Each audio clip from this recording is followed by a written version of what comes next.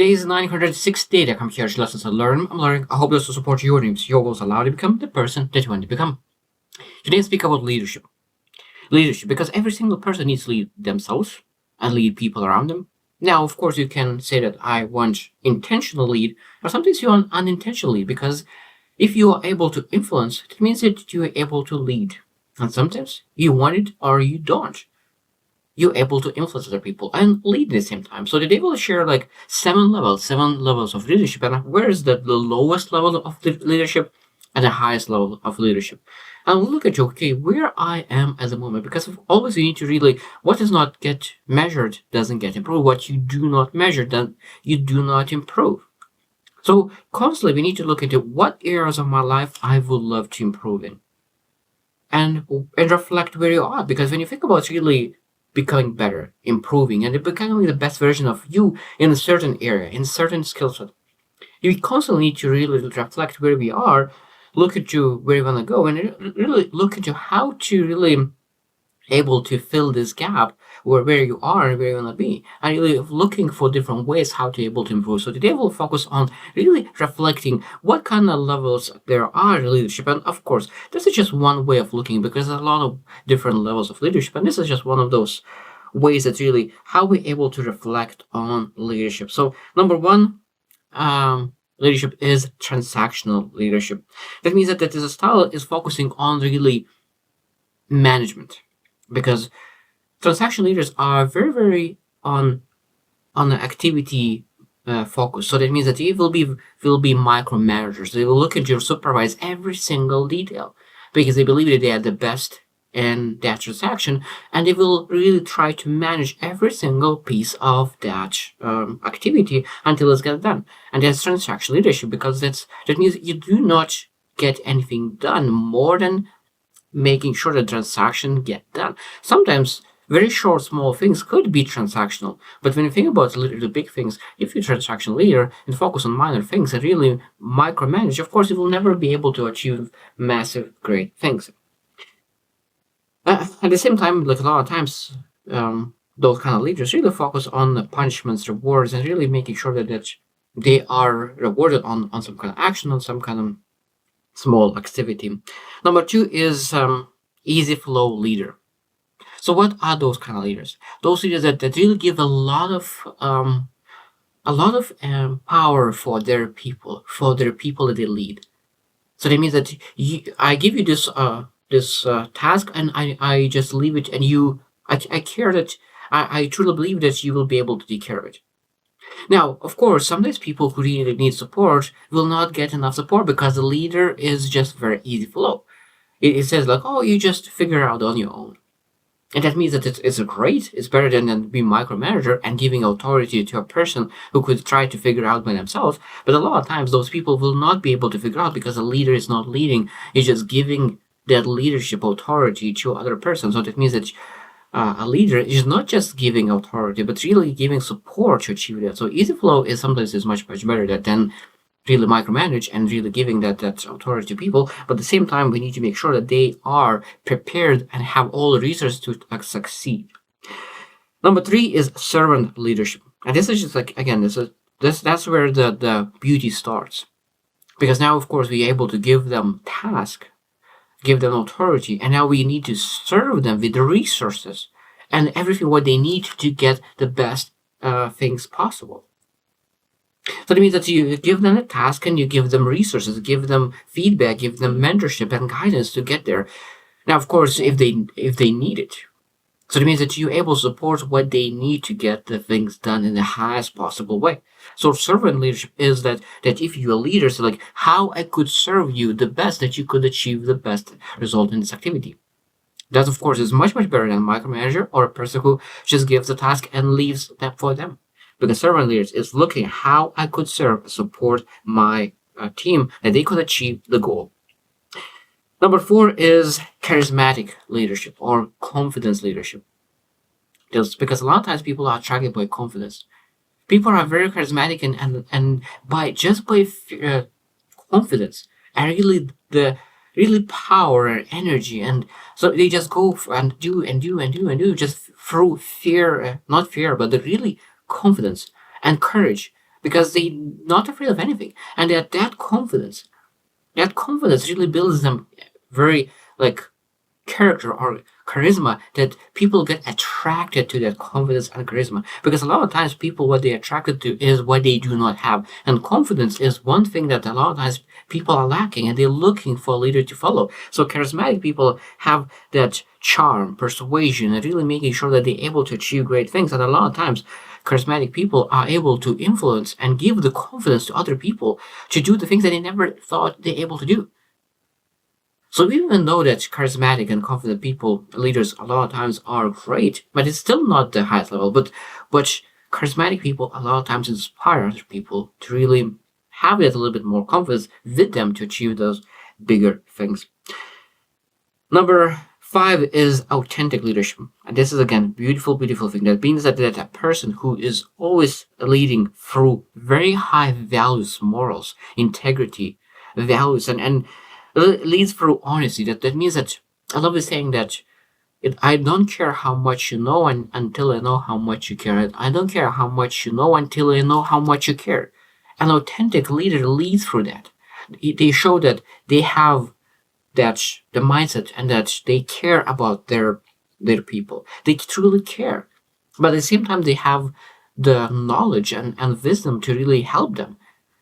So now when people know that this person, this leader cares about my success, they are willing to go extra mile to do the things necessary for the company, for the team to win.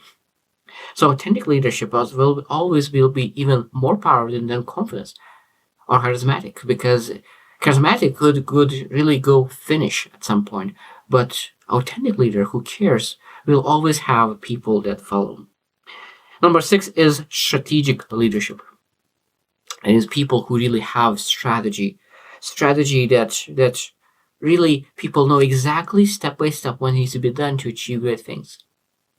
Because a lot of times people really lack clarity. Clarity is one of the things that really people are lacking, and they're seeking clarity. So when you find a person who is very strategic, they know exactly how it will look like next year, 2 years, 5 years, 10 years. And this is what kind of tactics you need to implement. Very strategically tactics you need to implement. People are follow that person because they know that they will get, if they follow exactly this plan, this strategy, those paths, and it'll be flexible and adaptable, they will get there where they want. So strategy is very, very important. Because even though that you can care about the person, but you still, if you lack strategic environment, you will not be able to do it. So of course, strategy comes a little bit higher than really authentic leadership. Number 7 is visionary leadership. So visionaries are even more important sometimes, because a lot of visionaries are able to say that this never been done before, and let's go there, let's pursue that, let's try to make it happen. So vision that they are based on hope, on faith. Faith is one of the things that means I love saying that we need to really base our future not on wait but on faith, because a lot of times people wait for better days to come, but if you really live your life based on faith, you really taking action, you're moving forward, and you have that vision to really inspire, and you have that massive enthusiasm to really achieve better things than ever been done before. It's a very beautiful thing is when you're really moving forward and really bringing other people in that vision, because people want to be part of something big. Part of something big, and visionaries are those leaders who are really inspire other people to join the movement, community, who are building something so big that it's something to start to believe and feel that you are part of something big, part of some movement. Because when you feel that you are part of movement, you want to live, you want to enjoy life, you've lived fulfilled in more life. And visionary leadership is one of the highest leadership possible, because that is a massive inspiration, motivation towards really shared goal. But this is not the finish. That the last one that I really want to mention is that number 8 is transformational leadership. That means that at the same time, transformational leaders are focusing to transform everything. Because visionaries are great, they have a vision. But what's most important part is in people's lives is to transform, Transform everything. Transform a leader, transform the followers, transform life, transform everything that is going. And then when we think about really transformation, we need to understand that leaders need to empower other people to transform the company, transform, like, there's so many things that could be transformed and must be transformed, because every single decade we need to transform ourselves in something else, something new, something, because we learn new skills, we learn new knowledge, we learn new wisdom, we change, we improve, our bodies change, the things that we're able to do, we're not able to do, and everything in between. And because of that, we need to transform ourselves. So transformation leaders are always focusing how I could transform something different, how I could transform, because a lot of times we not need to change, we need to transform. Because change and transformation is a lot different. Change could be a minor thing, but transformation is a major thing. And I think a lot of times we need to really sometimes say that, oh, we're changing, we're improving, but I'm not getting any results whatsoever.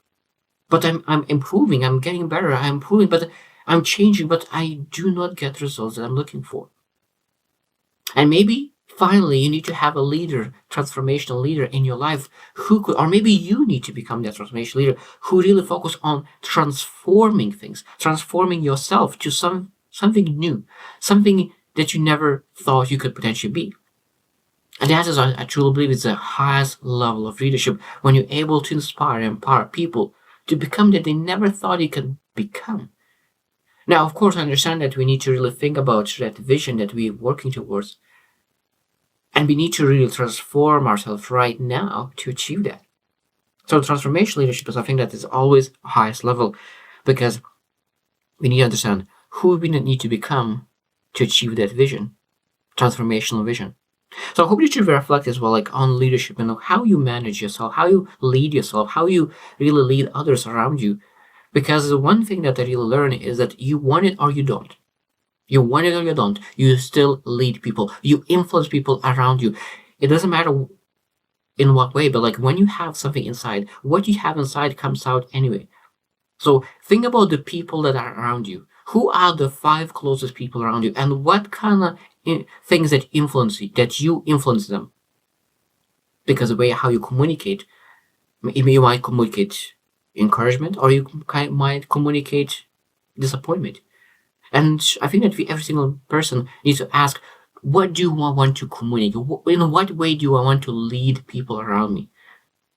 And then when you decide, I think that every single person needs to understand that if we want to move forward, we need to really transform ourselves to something new. So let's review last time before we go the levels of leadership. First one, transactional leadership, minor things. Easy flow leadership, giving people to do whatever they need to do. Number 3 is servant leadership, really adding value, giving resources.